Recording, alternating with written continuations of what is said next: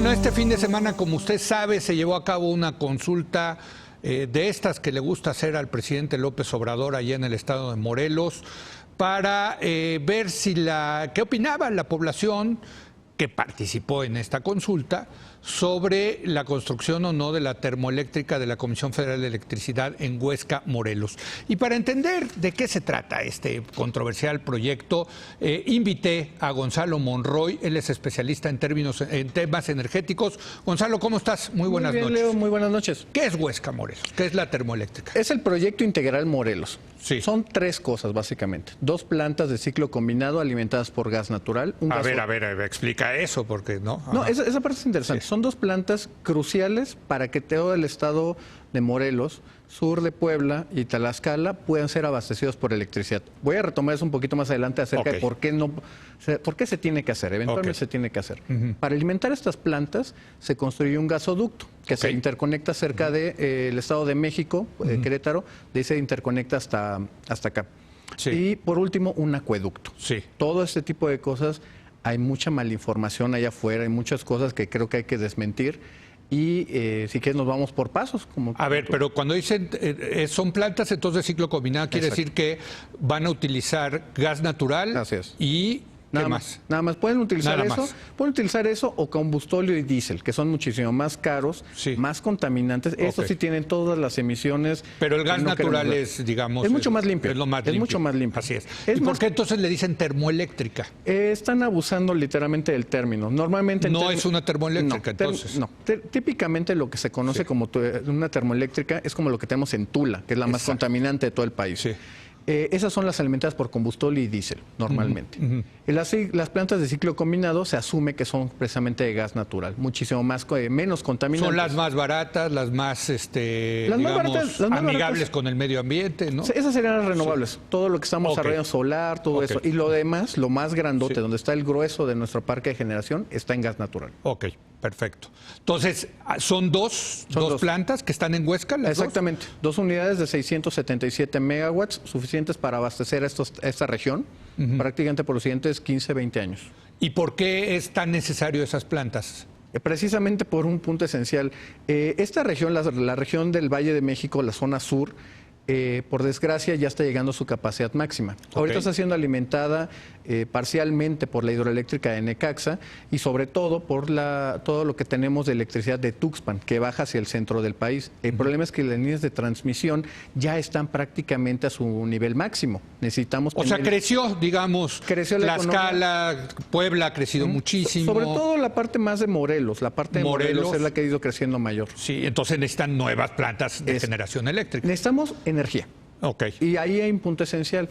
¿Por qué ahorita ya tiene que hacerse esa planta? Esas 2 plantas, mejor dicho.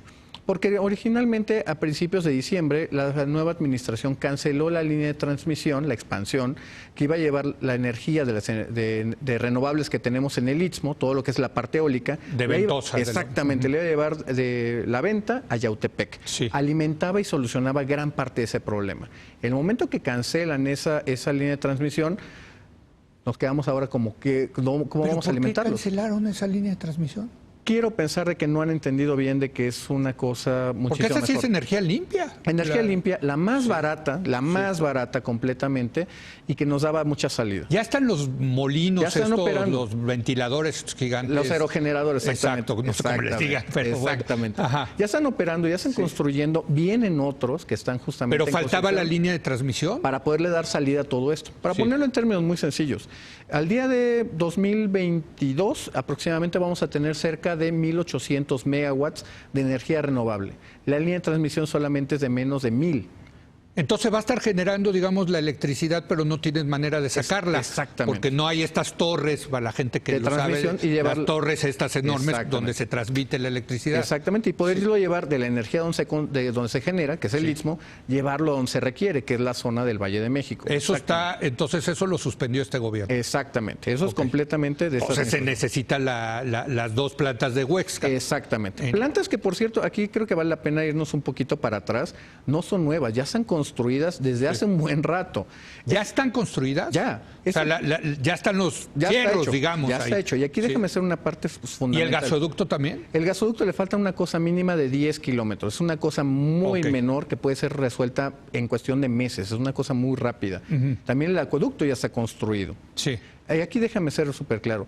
Aquí ese es un proyecto que es de 100% de la CFE. Aquí es donde agarró y instruyó a 2 compañías con una licitación a que le construyeran las plantas. Las plantas se hacen.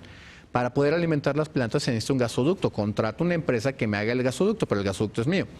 Lo conecto. Construyo un acueducto para... Aquí déjame ser súper claro porque mucha gente piensa de que le van a quitar el agua de riego a las comunidades. No es el caso. Lo que se utiliza básicamente el acueducto es para manejar aguas negras, aguas tratadas, para enfriar las turbinas. Esa es la función. Nunca jamás se toca ni agua de riego. ¿Y de dónde lo traen el agua, sabes? Es justamente en la parte sur de Morelos. Si mal no recuerdo, es parte de las aguas tratadas que llegan de Yautepec, Cuautla, Cuernavaca, precisamente. Ahí está la planta. Y de ahí justamente tomarían esa parte. Entonces, a ver, déjame preguntarte, porque ya es la parte política, ¿por qué están algunos pobladores, porque son algunos, son grupos, en contra de que entren en vigor, bueno, de que entren en operación estas plantas de Huesca? Fíjate, ese es un punto, creo que es el punto más crucial de todo esto. Sí. El proyecto en la forma que se hizo muy mal. Muy mal. Este es un proyecto que se inicia en el 2008, se sanciona en el 2009 y empieza la construcción en 2011. Desde ahí se empieza la construcción de toda esa infraestructura. Sí. Todo esto es previo a la reforma energética. Punto esencial, la reforma energética incluye que ahora tengas que hacer una consulta pública previa e informada con las comunidades. De otra forma no puedes hacer un proyecto.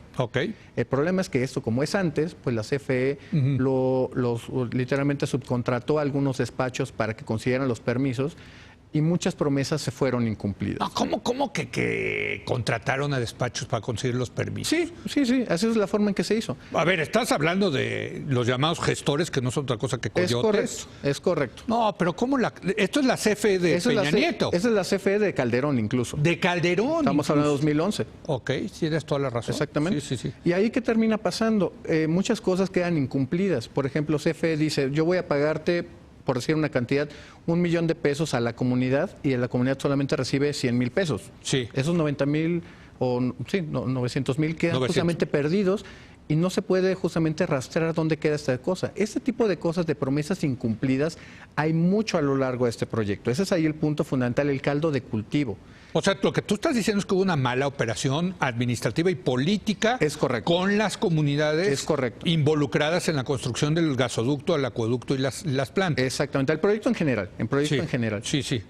Justamente con este caldo de cultivo, este descontento, vienen justamente grupos que, en este déjame ser súper claro, y Andrés Manuel lo identifica muy bien, son grupos radicales que se oponen prácticamente a cualquier tipo de desarrollo, el que sea, sean plantas eólicas, sea energía solar, sean gasoductos, de cualquier tipo. ¿Por qué?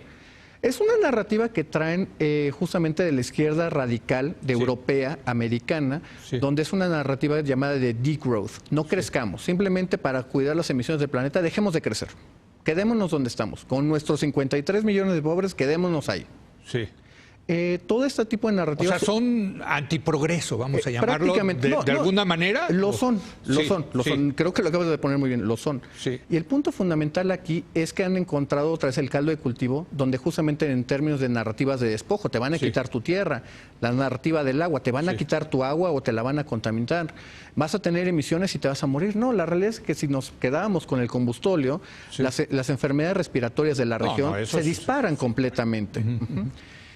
Todo este tipo de cosas es donde la mala operación del gobierno, aquí sí podemos hablar de Calderón, de Enrique Peña Nieto y al día de hoy también ya de la Andrés Manuel, pues simplemente no han logrado dar esa solución. Me queda un minuto, ¿en qué va a acabar esto? ¿Se va a hacer la planta? Se va a hacer, se tiene que hacer. Pero pues a lo mejor van a tener que entrar a hacer algo que no le gusta al López Obrador, que es reprimir a los grupos que están en contra y que sí están deteniendo, ¿no? Sí están bloqueando, digamos. Yo creo que ese no tiene que ser el caso. Yo creo que es ahí donde tienen que tener, porque al final de cuentas lo tiene en las urnas, la legitimidad que tiene Andrés Manuel. Desde luego. Pueden llegar justamente a algún tipo de indemnización, de atención a sus legítimas demandas, para poder llegar a un justo medio. Pero de que se tiene que hacer, se tiene que hacer. El riesgo es de que tengamos a Cuernavaca en julio, agosto, si no llegó a llover bien y no hay agua en Necaxa, podemos llegar a tener apagones al sur de la Ciudad de México. Pues sí. Sí. Pues bueno, entonces esto está en veremos, pero tu pronóstico es que sí se va a acabar construyendo Huesca y va a entrar en operación. ¿Cuándo tendrían que entrar en operación, Gonzalo? Tendría que entrar en operación seguramente en julio, agosto. O sea, solamente faltan esos 10 kilómetros. Exactamente, y se puede conectar ya. Ahora, si empiezan a bloquear la construcción del gasoducto... Tienen pues el tiempo en contra. Exactamente, tienen el tiempo en contra, lo cual juega a favor de todos los que se están oponiendo al proyecto. Una última pregunta. ¿Se han invertido, si no me equivoco, leí 20,000 millones de pesos? ¿Es correcto? Es un poco más que eso. De todo el proyecto total es cerca de 1.400 millones de dólares. De dólares. Que estaremos hablando de un poquito más de 22... Como 30,000... 23,000 aproximadamente. 23,000 millones de dólares. Exactamente. De pesos, perdón. De pesos. Que sí es una lana, ¿no? Exactamente. Y día que esa planta está parada, día que le está costando dinero a la Comisión Federal de Electricidad, todo esto. Claro. Gonzalo Monroy, muchas gracias por haber venido. Como siempre, muy claro el análisis. Leo, muchísimas gracias. Gracias a Gonzalo Monroy, gracias a usted por habernos acompañado. Yo lo espero mañana en punto a las 10 de la noche, cuando otra vez sea la hora de opinar. Aquí nos vemos.